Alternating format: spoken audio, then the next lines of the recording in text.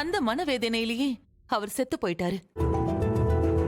அத தாங்கிக்க முடியாத என் அப்பா நம்ம தாத்தா எதை நினைச்சு அவ்வளவு வேதனையில உயிரை விட்டாரோ அந்த அநியாயத்துக்கும் ஊழலுக்கும் சரியான ஒரு முடிவு கட்டணும்னு நினைச்சாரு.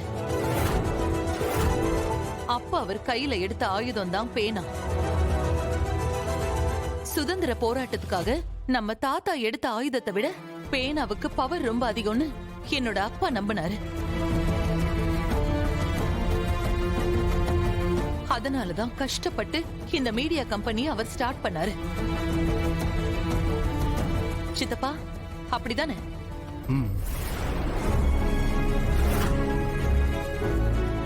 அநியாயத்தை எதிர்த்து குரல் கொடுக்கணும், ஊழலை தடுக்கணும், முக்கியமா நியாயம் ஜெயிக்கணும். இது எல்லாத்துக்கும் மக்களை விழிப்புணர்வா வச்சுக்கணும். நம்மளோட சேனல் அதுக்கு ஒரு முக்கியமான கருவியா இருக்கணும். இதுதான் என் அப்பாவோட கனவு. என் அப்பா என்கிட்ட இந்த சேனலை மட்டும் விட்டுட்டு போகல, அவரோட கனவையும் சேர்த்துதான் விட்டுட்டு போயிருக்காரு.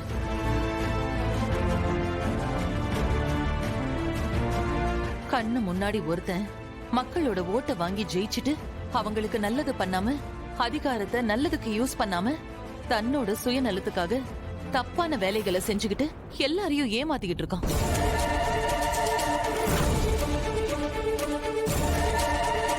அவனோட ஒரிஜினல் முகத்தை மக்களுக்கு காட்டி அவனோட இந்த ஃபேக் இமேஜ் உடைக்கிறதுக்கான ப்ரூஃப் என்கிட்ட இருக்கு.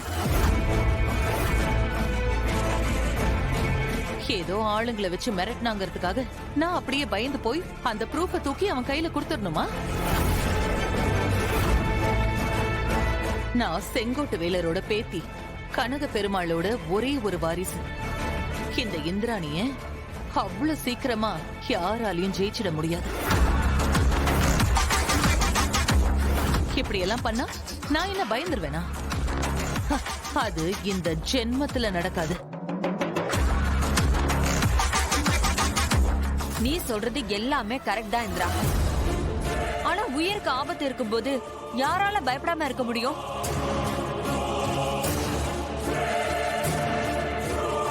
தினமும் உயிரை கையில புடிச்சுக்கிட்டே உட்கார்ந்து இருக்க முடியாதுல்ல? இத சொல்றீங்களா? இதுக்கு நான் ஒரு சொல்யூஷன் பாக்குறேன். நாளைக்கு நான் டிஎஸ்பி கிட்ட பேசி நம்ம வீட்டுக்கு ஒரு ஸ்பெஷல் ப்ரொடெக்ஷன் போட சொல்றேன்.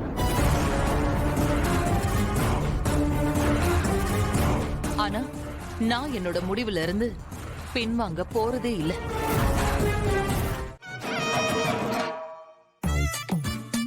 ஐலி, சமாளிக்கிறதுல உன்னை அடிச்சுக்கவே முடியாது. நீ போலீஸ் இல்ல, சரியான கேடி. சரி, நான் மொட்டை மாடிக்கே போறேன். ஆனா இப்பதான் மினிஸ்டர் ஆளுங்கள வந்து பிரச்சனையே முடிஞ்சிருக்கு. ஐயோ, அக்கா வேற நாளைக்கு தான் வீட்டுக்கு ப்ரொடெக்ஷன் போடுறதா சொன்னாங்க.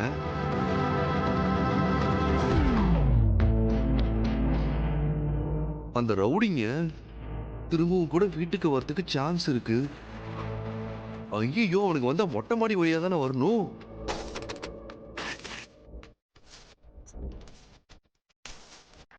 நான் முழிச்சுக்கிட்டு இருந்தா ஏதாவது பண்ணி சமாளிச்சிருவேன். ஆனா ஒருவேளை நான் தூங்கிட்டு இருக்கும் போது அவனுங்க வந்துட்டானுங்கன்னா அவனுங்க என்ன தூக்கத்திலே ஏதாவது பண்றதுக்கு சான்ஸ் இருக்கு. இவர்தான் நம்ம வீட்டுக்கு வந்திருக்கிற ப்ரொடெக்ஷன் சீஃப். ஓ, ஐ see. இவர்தான் என்னோட சித்தப்பா. அவன் என்னோட தம்பி கபிலன்.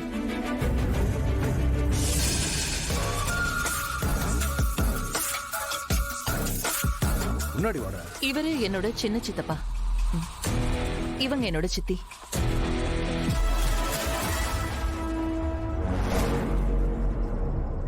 அவ என்னோட பொண்ணு பாவை.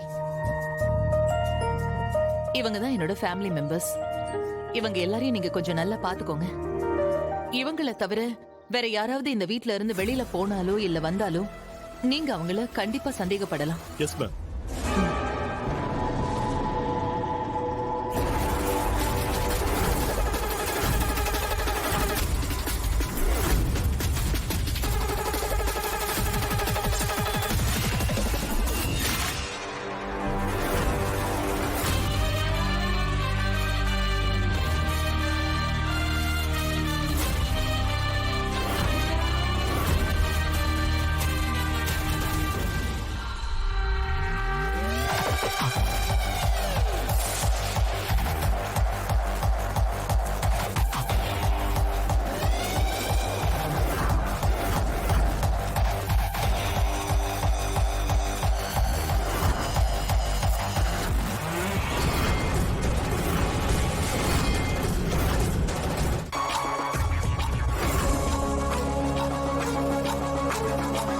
எப்படி இருக்கீங்க?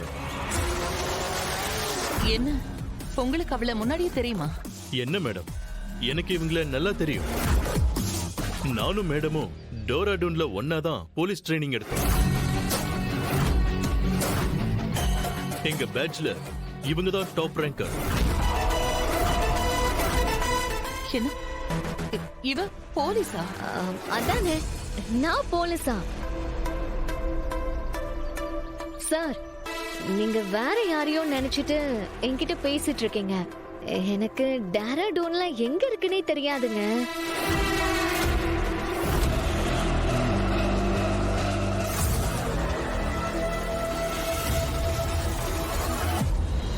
மேடம், உங்க நேம் என்ன?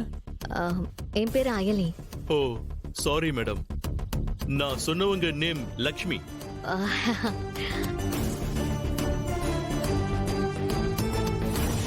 பார்க்க கொஞ்சம் அவங்கள மாதிரியே இருந்தீங்களா, அதான் கன்ஃபியூஸ் ஆயிட்டேன். ம். அதானே பார்த்தேன். இவ போலீஸா?